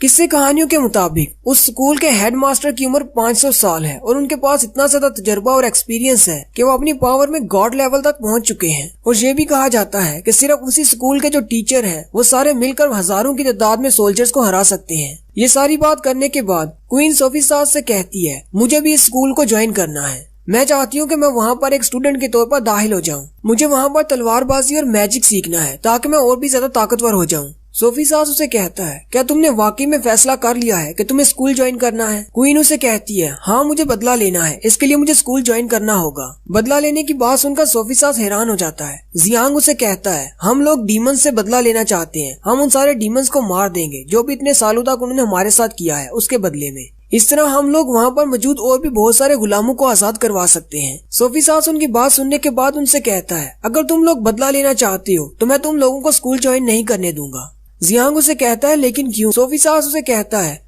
जंग लड़ना इतना भी आसान नहीं है, तुम्हें क्या लगता है किसी को मारना इतना आसान है। मुझे लगता है कि तुम लोग यहीं पर रहो जब तक कि हम तुम्हारी फैमिलीज को ना ढूंढ ले। सोफी सास उठकर वहाँ से जाने लगता है। जियांग उसके सामने खड़ा हो जाता है और उसे कहता है मेरे पास एक और वजह है। सोफी सास उसे कहता है कौन सी वजह। जियांग उसे कहता है हम दोनों स्कूल में दाखिला लेना चाहते हैं ताकि हम दोनों बहुत ज्यादा स्ट्रॉन्ग हो जाएं, उसके बाद हम तुम्हारी मदद कर सकते हैं। तुम्हारे पापा और रिजेंट दोनों ही इंसानों की भलाई के लिए काम कर रहे हैं, हम दोनों भी उस स्कूल में पढ़कर कुछ स्किल सीखना चाहते हैं ताकि इस किंगडम के लिए कुछ अच्छा कर सके। तुमने हमारी जान बचाई है, हम इसका बदला चुकाना चाहते हैं। क्वीन उसकी बातें सुनकर कहती है, देखने में तो ये बहुत ज्यादा कमजोर है लेकिन बातें बहुत बड़ी बड़ी करता है। जियांग कहता है, मेरे पास जितने अल्फाज थे मैंने अपनी डिक्शनरी से चुनकर सारे बोल दिए, अब पता नहीं ये मानेगा भी या नहीं। सोफी सास आगे बढ़ता है और जियांग के कंधों पर हाथ रखते हुए कहता है, तुम तो बहुत ज्यादा अच्छे हो, मुझे नहीं लगा था कि तुम्हें मेरी इतनी फिक्र होगी। जियांग घबराते हुए कहता है, क्या इसने वाकई में मेरी बातें मान ली? कहीं इसका दिमाग तो नहीं खराब हो गया? क्वीन सोफी सास से कहती है, हम लोग रॉयल फैमिली से नहीं हैं और ना ही इस शहर के रहने वाले हैं, हमें उस स्कूल में एडमिशन कैसे मिलेगा? अब सिर्फ तुम ही हो जो हमारी मदद कर सकते हो। सोफी सास उनसे कहता है कि तुम इस बात की टेंशन ना लो, मैं तुम दोनों को वहाँ पर एडमिशन दिलवा दूंगा और वैसे भी तुम्हारे अंदर बहुत ज्यादा पोटेंशियल है। अगर तुम स्कूल में पढ़ाई पर बहुत ज्यादा मेहनत करोगी तो तुम इस कंट्री के लिए बहुत कुछ कर सकती हो। फिर वह जियांग की तरफ देखता है और उससे कहता है, लेकिन तुम्हारे पास कोई भी टैलेंट नहीं है, मुझे नहीं लगता कि तुम्हें एडमिशन भी मिलेगा। जियांग कहती है, कैप्टन की आंखें तो बहुत ही अच्छी हैं, इसने इतनी जल्दी हम दोनों में कैसे फर्क पहचान लिया कि हम दोनों में से कौन ज्यादा बेहतर है।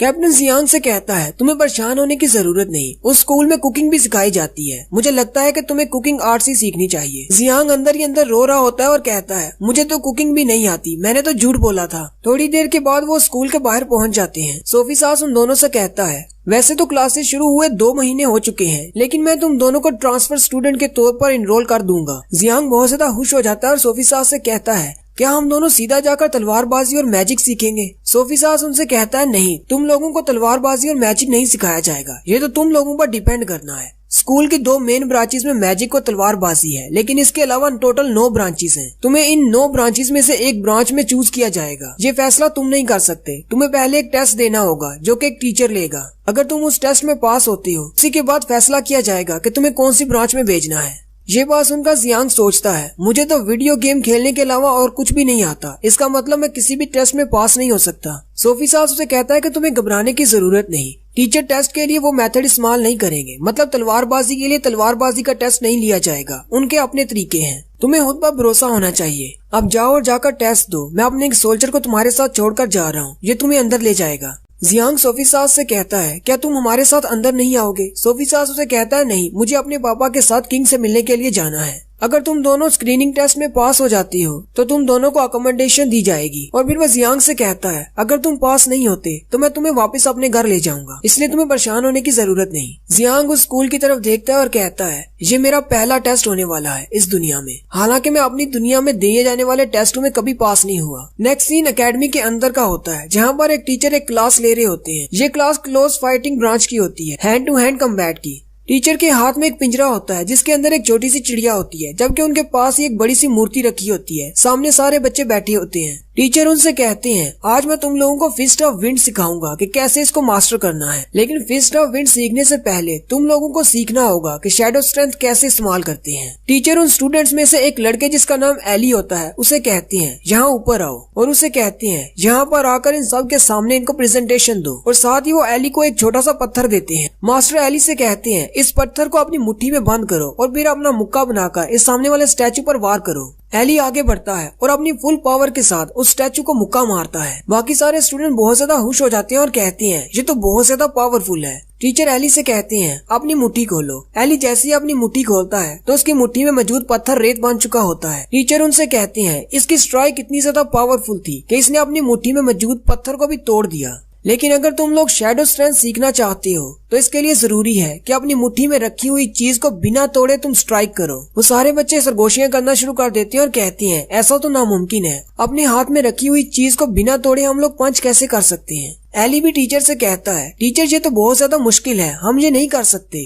टीचर उसी वक्त अपने पिंजरे को खोलते हैं और उसमें से छोटी चिड़िया को निकालते हैं और अपनी मुट्ठी में पकड़ लेते हैं और उनसे कहते हैं, ध्यान से देखना, और आगे बढ़कर उसी स्टैचू को मुक्का मारते हैं। टीचर का पंच इतना ज्यादा स्ट्रॉन्ग होता है कि वो स्टैचू मुकम्मल तौर पर तबाह हो जाता है। फिर वो अपनी मुट्ठी खोलते हैं तो वो पंछी अभी जिंदा होता है। वो पंछी टीचर को गालियां देता हुआ वहाँ से उड़ जाता है। एली टीचर से कहता है, आपने ये कैसे किया, मुझे भी सिखाएं। उसी वक्त जियांग दूर से चिल्लाना शुरू कर देता है और कहता है, ये तो बहुत ज्यादा कूल है। सारे बच्चे और टीचर का ध्यान भी उसकी तरफ चला जाता है। फिर वो तीनों स्टेज के ऊपर आ जाते हैं। टीचर उनसे कहते हैं, तुम लोग यहाँ किस लिए आए हो? सोल्जर टीचर से कहता है, टीचर माइक, हम लोग यहाँ पर आपकी क्लास को डिस्टर्ब करने के लिए नहीं आए। ये दोनों नए ट्रांसफर स्टूडेंट्स हैं। मैं इनको यहाँ पर लेकर आया हूँ ताकि आप इनका टेस्ट ले सकें। बाकी के स्टूडेंट क्वीन को देखकर बहुत ज्यादा खुश हो रहे होते हैं और कहते हैं, ये तो एक लड़की है। क्लोज कॉम्बैट क्लास में लड़कियां नहीं आती, ये तो बहुत ही अच्छी बात है और ये ऊपर से बहुत ज्यादा क्यूट भी है। टीचर आगे बढ़ते हैं और जियांग से कहते हैं, तो तुम लोग ट्रांसफर स्टूडेंट हो। जियांग बड़ा खुश होता है और उन्हें कहता है, जी बिल्कुल, हम लोग ट्रांसफर स्टूडेंट हैं। टीचर जियांग को गाली देते हुए कहते हैं, क्या तुम यहाँ पर क्लोज कॉम्बैट सीखने के लिए आए हो? और साथ ही वो अपनी फियर एबिलिटी को एक्टिवेट करते हैं। ये टीचर की एक स्पेशल एबिलिटी है जिससे सिर्फ वो देखने से ही सब लोगों में अपना डर पैदा कर सकते हैं। उनकी ये पावर इतनी ज्यादा इंटेंस होती है कि उनके इर्द गिर्द कोई भी जिसके पास ज्यादा पावर ना हो तो घबराहट के मारे बेहोश हो जाता है। स्टूडेंट बहुत ज्यादा घबरा जाते हैं और कहते हैं, ये बुड्ढा फिर से अपनी टेक्निक इस्तेमाल कर रहा है। स्कूल के शुरू होने में हमारा इंट्रेंस टेस्ट भी इसने ऐसे ही लिया था। टीचर जैसे ही अपनी टेक्निक को खत्म करते हैं, क्वीन उसे कहती है,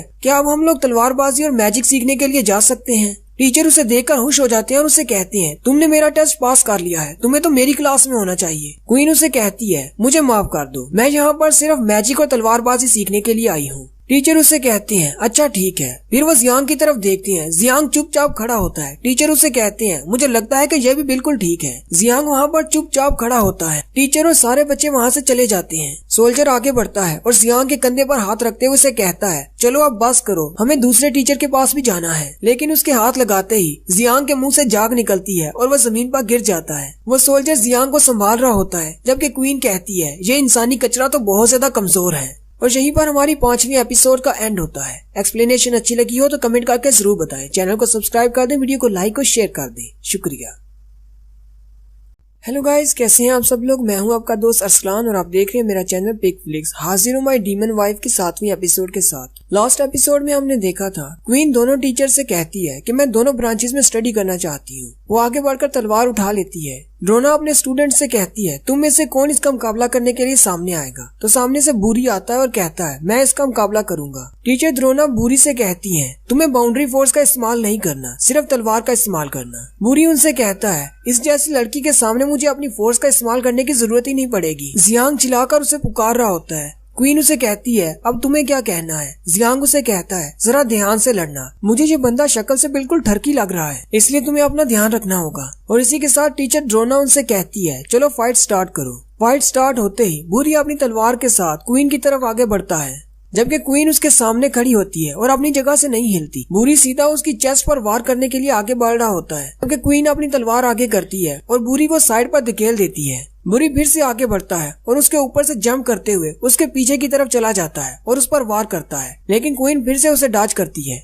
बूरी पीछे बैठकर हंसना शुरू कर देता है और कहता है, इस लड़की के पास तो बहुत सारी ट्रिक्स हैं। उसी वक्त क्वीन अपने कंधे की तरफ देखती है तो उसने उसकी ब्रा की स्ट्रिप को काट दिया होता है। सारे लड़के लार टपकाते हुए उसके नाम के नारे लगा रहे होते हैं और कहते हैं, ये तो बहुत ज्यादा पावरफुल है, जबकि जियांग को उन सबको देखकर बहुत ज्यादा गुस्सा आ रहा होता है। बूरी हंसते हुए फिर से उस पर अटैक करने के लिए आगे बढ़ता है। क्वीन नीचे की तरफ बैठकर उसकी तलवार को ब्लॉक करती है और फिर से उसे पीछे की तरफ धकेल देती है। इस बार क्वीन खुद से आगे की तरफ बढ़ती है और उस पर अटैक करती है। क्वीन उस पर अटैक पे अटैक किए जा रही होती है। बूरी उसके सामने कमजोर पड़ जाता है। फिर क्वीन अपना स्पेशल मूव इस्तेमाल करती है। वो तलवार को पकड़कर घूमना शुरू कर देती है। उसकी ये एबिलिटी देखकर टीचर द्रोना भी हैरान हो जाती है। बूरी कहता है कि मैं इस तरह इसको ज्यादा देर तक होल्ड बैक नहीं कर सकता, मुझे भी कुछ करना होगा। बूरी अपनी बाउंड्री फोर्स को इस्तेमाल करता है और क्वीन के अटैक्स को ब्लॉक करता है और उसे पीछे की तरफ धकेल देता है और साथ ही मैजिकल पावर से उसकी तरफ स्लैश लगाता है। उसकी मैजिकल पावर क्वीन को हिट करने वाली ही होती है कि उसी वक्त उसका बड़ा भाई सामने आ जाता है और आगे आकर एक शील्ड बना लेता है और क्वीन को हिट होने से बचा लेता है।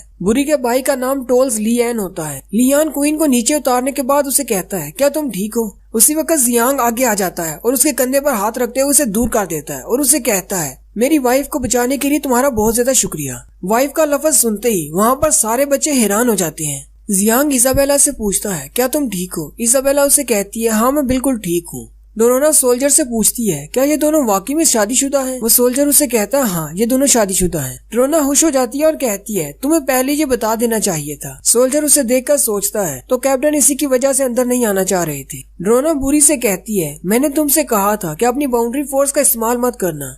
बुरी उनसे कहता है, मैंने अपने सेल्फ डिफेंस में इस्तेमाल की है, इसमें मेरी कोई गलती नहीं। मैजिक टीचर आगे बढ़ती है और बुरी से कहती है, तुम्हारा भाई तुमसे बहुत ज्यादा स्ट्रॉन्ग है, तुम कभी उसके नजदीक भी नहीं पहुंच पाओगे। ये बात सुनकर बुरी को बहुत ज्यादा गुस्सा आता है। मैजिक वाली टीचर आगे बढ़ती है और जियांग से कहती है, ये मेरा स्टूडेंट है, इसका नाम लियान है। टीचर लियान से कहती है, मुझे लगता है कि तुम्हें अपनी टक्कर का कोई मिल गया है। लियान उनसे कहता है, मैं कोशिश करूंगा कि बहुत ज्यादा स्ट्रॉन्ग बनूं।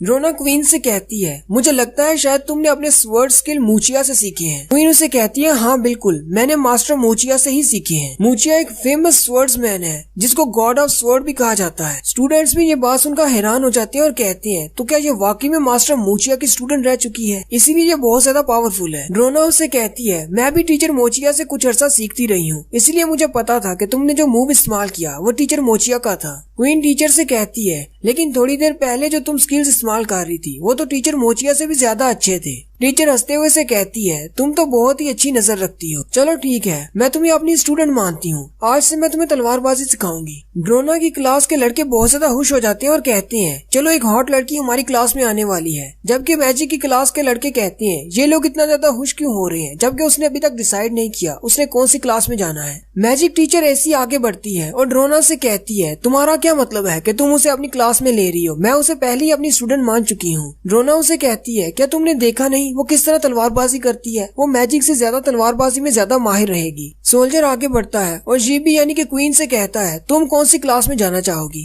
क्वीन उनसे कहती है, मुझे तो अभी खुद भी समझ नहीं आ रही कि मुझे कौन सी क्लास में जाना है। वो दोनों टीचर्स कहती हैं, तो क्यों ना हम दोनों फाइट करके डिसाइड कर लें कि इसे कौन सी क्लास में जाना चाहिए। उसी वक्त जियांग आगे बढ़ता है और उनसे कहता है, मेरे बारे में क्या, मेरा भी टेस्ट लें। जियांग बहुत ज्यादा एक्साइटेड होता है और उनसे कहता है, प्लीज मेरा भी टेस्ट लें, मुझे भी अपना टेस्ट देना है। मैजिक टीचर एसीयू से कहती है, अच्छा ठीक है। वो अपना मैजिक बॉल जियांग को देती है। जियांग उस मैजिक बॉल को अपने हाथ में पकड़कर बहुत ज्यादा खुश हो जाता है और कहता है, मैंने अपनी पूरी जिंदगी इसके सपने देखे हैं। अब चूंकि मैं दूसरी दुनिया में एक हीरो के तौर पर आया हूँ, तो क्या पता मेरे पास इतनी ज्यादा मैजिकल पावर हो कि मैं इस पूरी दुनिया का राजा बन जाऊँ। क्या पता मेरी मैजिकल पावर इतनी ज्यादा हो कि इस मैजिकल बॉल की चमक इतनी ज्यादा हो कि सारे अंधे हो जाएं। जबकि उसके पीछे खड़े स्टूडेंट्स बातें कर रहे होते हैं, क्या ये उस लड़की से ज्यादा स्ट्रॉन्ग होगा? जियांग उस मैजिकल बॉल को हाथ में पकड़कर खड़ा होता है। ऐसे ही 3 मिनट गुजर जाते हैं। वही स्टूडेंट बातें करना शुरू कर देते हैं और कहते हैं, ये तो बिल्कुल कचरा है, अभी तक कुछ भी नहीं हुआ, इसके पास तो जरा सी भी मैजिकल पावर नहीं। जियांग बेचारा चुपचाप खड़ा होता है अपने हाथ में मैजिकल बॉल लेकर। वो कह रहा होता है, काश ये थोड़ा सा चमक जाए।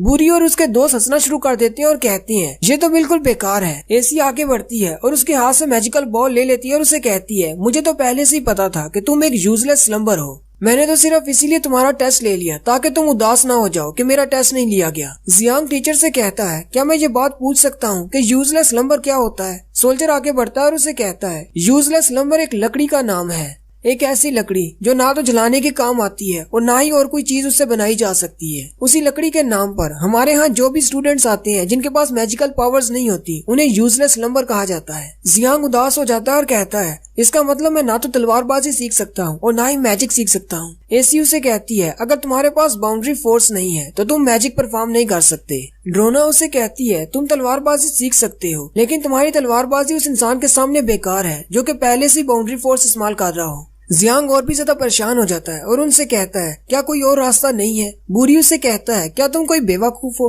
क्या तुम्हें समझ नहीं आती? तुम यूजलेस लंबर हो। जियांग को उसी वक्त सोफी सास की बात याद आती है। सोफी सास ने उससे कहा था कि तुम्हारे अंदर जरा सी भी पोटेंशियल नहीं है। ये देखकर क्वीन उनसे कहती है, एक बार दोबारा से इसे कचरा बोलकर दिखाओ, फिर मैं तुम्हें बताती हूँ। बुरी उसे कहता है, क्या तुम फिर से मुझसे फाइट करना चाहती हो? ये बात सुनते ही जियांग आगे बढ़ता है और क्वीन की कमर पर हाथ रखते हुए उनसे कहता है, तो क्या हुआ? मेरे पास मैजिकल पावर्स नहीं है, मेरे पास इतनी खूबसूरत और प्यारी बीवी जो है ये मुझे प्रोटेक्ट करेगी। फिर जियांग सोल्जर से कहता है, चलो बाकी के ट्रेड्स में जाकर देखते हैं, क्या पता मैं भी किसी क्लास में सिलेक्ट हो जाऊं। जाने से पहले जियांग क्वीन से कहता है, तुम्हें यहीं पर रुकना होगा, खूब सारी मेहनत करना ताकि तुम तलवारबाजी और मैजिक में बहुत अच्छी हो जाओ। ड्रोना आती है और क्वीन से कहती है, अब जबकि वो लड़का चला गया है तो चलो वापस क्लास में चलते हैं। एसीयू से कहती है, नहीं ये मेरी स्टूडेंट है, ये मेरे साथ क्लास में जाएगी। वो दोनों फिर से वहीं पर बहस करना शुरू कर देती हैं, जबकि जियांग और सोल्जर दूसरी तरफ चले जाते। चलते हुए जियांग उस सोल्जर से कहता है, अगर मैं अपनी बाउंड्री फोर्स को इस्तेमाल नहीं कर सकता तो क्या मैं स्कूल में एडमिशन नहीं ले सकता?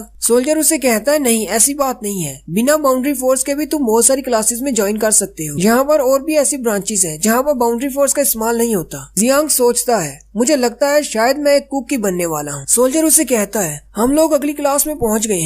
जियांग उससे पूछता है, ये कौन सी क्लास है? सोल्जर उसे कहता है, ये फोर्जिंग की क्लास है, यहाँ पर वेपन्स बनाए जाते हैं। जियांग जैसे ही अंदर आता है तो सामने सारे बच्चे हाथ में पेंसिल और कागज लेकर बैठे होते हैं। और वो सारे एक तलवार की पिक्चर बना रहे होते हैं। सामने स्टेज पर एक तलवार होती है और वो सारे उसी की पिक्चर बना रहे होते हैं। जियांग उनकी पिक्चर्स देखकर कहता है ये तो बहुत ही बुरी ड्राइंग कर रहे हैं। वो करीब जाकर एक लड़के की ड्राइंग देखता है और कहता है ये तो बहुत ही गंदी है। लड़का ये बात सुन लेता है और पीछे घूमकर कहता है तुमने अभी क्या कहा? जियांग उसे कहता है मैंने कुछ नहीं कहा, मैं यहाँ पर नया ट्रांसफर स्टूडेंट हूँ और यहाँ पर टेस्ट देने के लिए आया हूँ। जियांग सोल्जर से पूछता है ये सब लोग तो फोर्जरी क्लास में है, तो फिर ये लोग ड्राइंग्स क्यों बना रहे हैं? इन्हें तो वेपन्स बनाने चाहिए। उसी वक्त पीछे से क्लास के टीचर आते हैं और उसे कहते हैं मुझे लगता है कि तुम्हें फोर्जरी के बारे में कुछ भी नहीं पता। यहाँ पर मेटल को कूटकर हथियार नहीं बनाए जाते। फोर्जरी क्लास के टीचर का नाम मार्टिन होता है। टीचर मार्टिन बच्चों से कहते हैं आप लोग ड्राइंग बनाना जारी रखो। फिर वो जियांग से कहते हैं क्या तुम्हें नहीं पता हमारी इस क्लास में हम कुछ भी बना सकते हैं, जो भी बनाना चाहें। सोल्जर टीचर मार्टिन को बताता है ये जब छोटा सा बच्चा था तभी इसे डीमन ट्राइब वाले उठाकर ले गए थे, इसलिए इसे हमारे बारे में कुछ भी नहीं पता।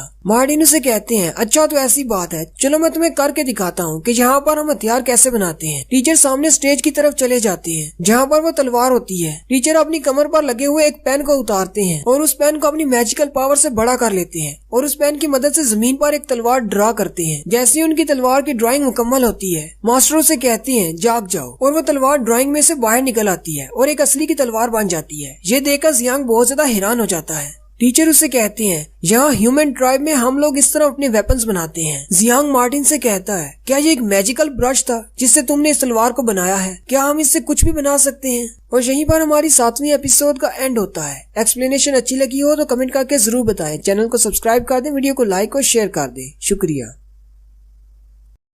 माय डीमन वाइफ की 7वीं एपिसोड के एंड पे हमने देखा था जियांग हथियार बनाने वाली क्लास में चला जाता है। टीचर उसे एक पेन दिखाते हैं जिससे वो एक तलवार बनाते हैं। जियांग बहुत ज्यादा खुश हो जाता है और कहता है क्या ये एक मैजिकल पेन है? क्या हम इससे कुछ भी बना सकते हैं? टीचर मार्टिन स्टेज से नीचे उतर आते हैं और उसे कहते हैं हाँ तुम इससे कुछ भी बना सकते हो, लेकिन तुम्हारे पास गोल्ड अलॉय क्रिस्टल होना चाहिए जैसा कि मेरे पास है। मेरे पेन में एक क्रिस्टल लगा हुआ है। जियांग मार्टिन से कहता है तो इसका मतलब तुम मैजिक इस्तेमाल कर रहे हो? मार्टिन उसे कहता है नहीं, हम लोग यहाँ पर फोर्जरी करते हैं, मैजिक इस्तेमाल नहीं करते। जियांग उस तलवार को अपने हाथ में पकड़कर सोचता है अगर ये तलवार बना सकता है तो हम इससे गन्स भी बना सकते होंगे। जियांग टीचर मार्टिन से कहता है क्या इस क्रिस्टल को यूज करने के लिए हमें मैजिक की जरूरत होती है? टीचर मार्टिन उसे कहते हैं नहीं, ये सारा मैजिक इस क्रिस्टल का है, इसे तो कोई बच्चा भी इस्तेमाल कर सकता है। तुम्हारे अंदर मैजिकल पावर होने की जरूरत नहीं, लेकिन इन क्रिस्टल्स की बहुत सारी इकसाम है। जैसे कि मेरे पेन के ऊपर देखो, यहाँ पर गोल्ड एलॉय क्रिस्टल है, ये सबसे ज्यादा यूनिक है। इससे तुम कोई भी चीज बना सकते हो सिर्फ सोचने से ही। जियांग टीचर से कहता है इसका मतलब ये क्रिस्टल बहुत ज्यादा पावरफुल है, क्या इसको इस्तेमाल करने के लिए बाउंड्री फोर्स की जरूरत होती है? टीचर मार्टिन उसे फिर से कहते हैं नहीं, मैंने तुमसे कहा ना कि इसे मैजिक और ना ही बाउंड्री फोर्स की जरूरत है। ये क्रिस्टल खुद बहुद एक मैजिक है। बाउंड्री फोर्स का लफ्ज सुनते ही वो सारी क्लास के लड़के चिल्लाना शुरू कर देते हैं और उसे कहते हैं बाउंड्री फोर्स होने में क्या स्पेशल है, हम लोग उनसे ज्यादा बेहतर हैं। जियांग उनकी बातें सुनकर घबरा जाता है। सोल्जर उसे कहता है तुम्हें ये बात नहीं करना चाहिए थी, क्योंकि यहाँ पर सारे यूजलेस लंबर हैं तुम्हारी तरह। इनमें से किसी के पास भी बाउंड्री फोर्स नहीं है, इसलिए इनके सामने इसका नाम भी मत लेना। ये बात सुनते ही जियांग बहुत ज्यादा खुश हो जाता है और कहता है ये तो बहुत ही अच्छी बात है, इसका मतलब ये सब मेरी तरह है, ये भी बेकार इंसान है। जियांग आगे बढ़ता है और टीचर मार्टिन की टांगे पकड़ लेता है और उनसे कहता है प्लीज मुझे अपना स्टूडेंट बना ले, मुझे यही क्लास ज्वाइन करनी है। टीचर मार्टिन खुश हो जाते हैं और उसे कहते हैं क्या तुम वाकई में ये आर्ट सीखना चाहते हो? जियांग चमकती हुई आंखों के साथ उनसे कहता है जी मैं जरूर ये सीखना चाहूंगा, क्योंकि मैं भी एक यूजलेस स्लम्बर हूँ। और वो साथ ही एक बच्चे से कागज और पेंसिल लेता है और एक प्यारी सी तस्वीर बनाकर दिखाता है। बाकी के बच्चे उसकी ड्राइंग आर्ट देखकर बहुत ज्यादा हैरान हो जाते हैं और कहते हैं तुम तो ड्राइंग में बहुत ज्यादा अच्छे हो।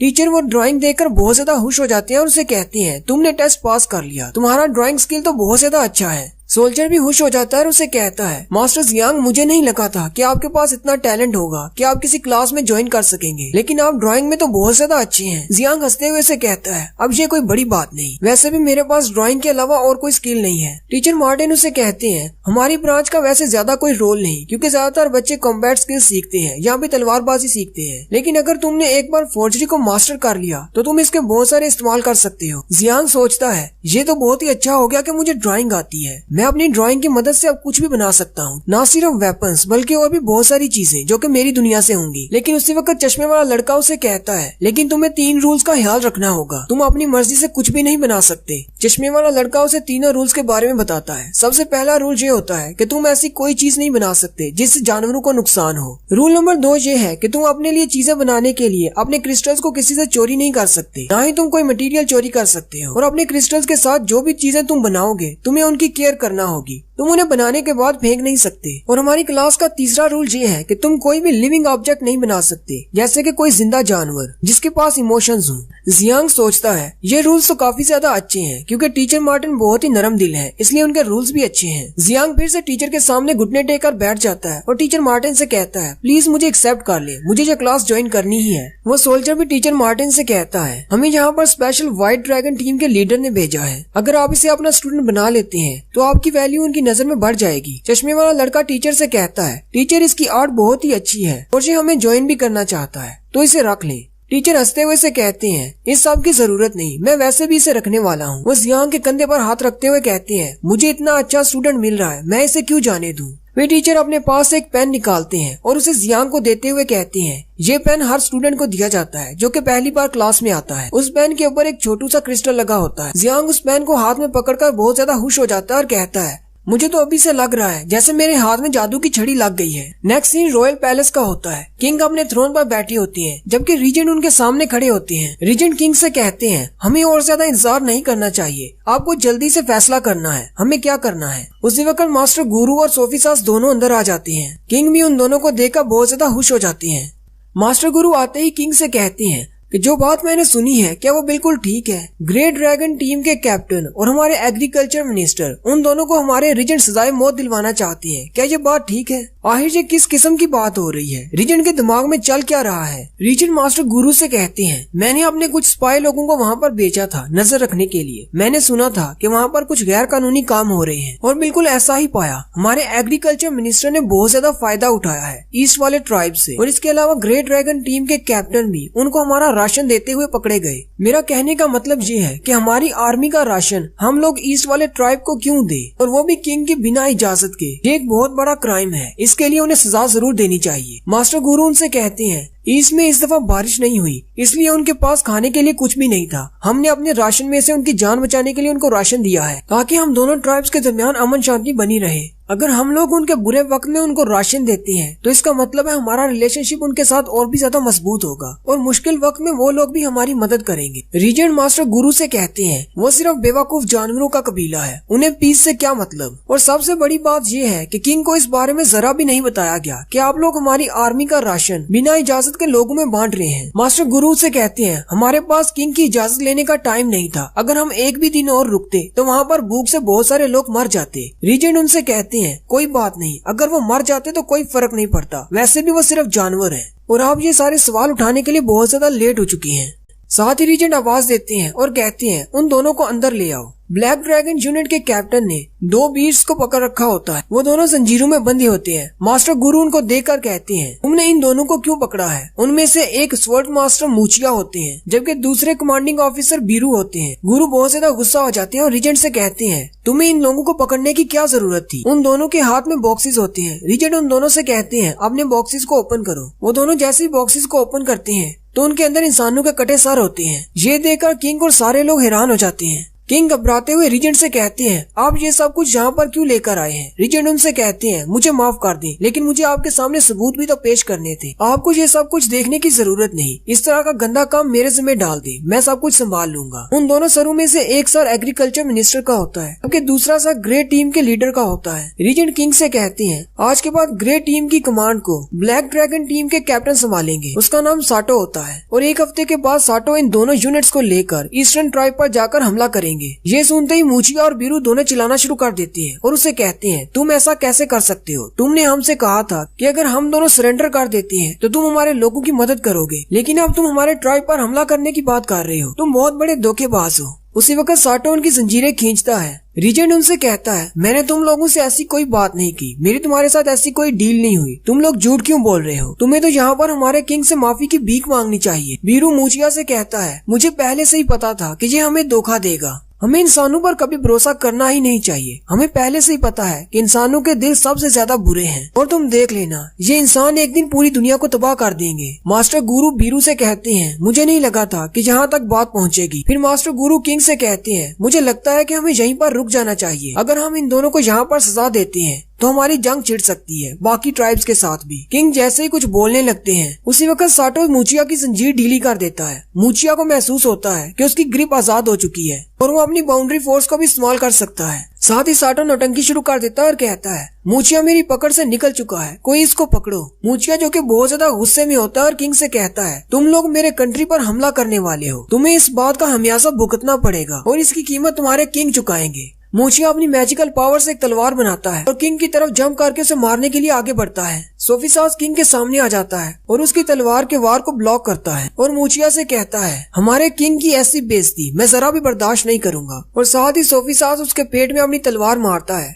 जिससे वो मर जाता है। सोफिसास मूचिया से कहता है, तुम ग्रेट स्वॉर्ड्समैन होने के लायक नहीं हो अगर तुम मेरी तलवार के हाथों मारे गए हो। उसी वक्त साटो आगे बढ़ता है और किंग से पूछता है, क्या आप ठीक हैं? और साथ ही मूचिया का सर काट देता है। जबकि मास्टर गुरु को सारी बात की समझ आ रही होती है, वो कहते हैं ये सारा रीजेंट का प्लान है, उसने मूचिया को रास्ते से हटा दिया और साथ में ग्रेट ड्रैगन यूनिट भी अपने हाथ में ले ली। जबकि रीजेंट वहीं पर खड़े मुस्कुरा रहे होते हैं। दूसरी तरफ सोल्जर जियांग को रेजिडेंशियल एरिया की तरफ लेकर जाता है। वो दोनों एक पोर्टल के सामने रुकते हैं, एक ऐसा पोर्टल जिसे स्टूडेंट इस्तेमाल करते हैं अपने रेजिडेंशियल एरिया में जाने के लिए। जियांग उसे देखकर कहता है, ये तो बिल्कुल वीडियो गेम जैसा ही पोर्टल है। जियांग सोल्जर से पूछता है, आहिश ये पोर्टल्स कहाँ पर जाते हैं? सोल्जर उससे कहता है, जैसे कि हमारे शहर में ये स्कूल है, हमारे शहर में रेजिडेंशियल एरिया बहुत ज्यादा कम है, इसलिए स्टूडेंट्स के लिए हॉस्टल्स बनाए गए हैं जो कि नॉर्थ बॉर्डर पर और ईस्ट बॉर्डर पर हैं। ये पोर्टल्स हमें वहीं पर जोड़ते हैं। ईस्ट वाली साइड पर जो हॉस्टल्स हैं उनमें फैसिलिटीज बहुत ज्यादा हैं, इसलिए उनका किराया भी ज्यादा है। जबकि नॉर्थ वाली साइड पर सिक्योरिटी के इश्यूज हैं, इसलिए उनके किराए बहुत ज्यादा कम हैं। जियांग उसे कहता है, इसका मतलब यहाँ पर भी अमीर और गरीब वाला चक्कर है, अगर आपके पास पैसे हैं तो आप अमीर वाली साइड पर रहेंगे। सोल्जर जियांग से कहता है, अगर तुम्हें स्कूल में पढ़ाई करनी है